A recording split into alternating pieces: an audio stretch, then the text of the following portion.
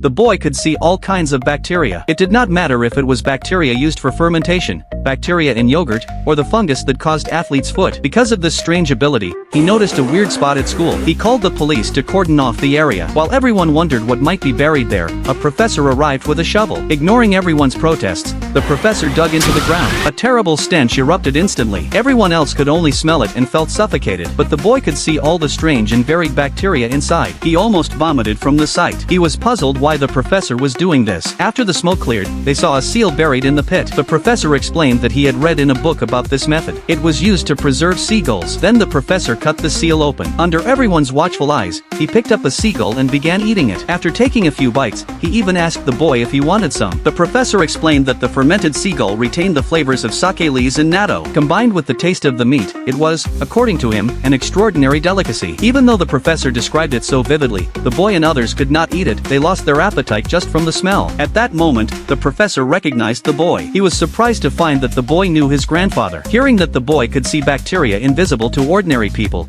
the professor invited him to his lab. He took out a box of bacteria to test the boy's ability. The boy immediately knew what kind of bacteria it was, but the professor's female assistant thought he was just guessing. She then took out 2 yogurts from different countries, asking him to pick which one belonged to their country. The boy picked one without hesitation. He could tell because the bacteria inside spoke Japanese. Still unconvinced, the assistant took out more bacterial cultures from the lab, one by one. No matter how many she showed him, the boy identified them all. He even described the bacteria's current mood. The assistant could not believe her eyes. Then the boy noticed bacteria hiding on her feet. He immediately told her how to fix it. Keep them dry and clean, and it would disappear. The assistant was completely amazed. At that moment, a cluster of bacteria floated in front of him. They ran to the window and looked outside. It had come from downstairs. The sheer number of bacteria was frightening to see. It turned out that some students were secretly brewing alcohol in the classroom below, but the appearance of bacteria meant that their brew had already gone bad.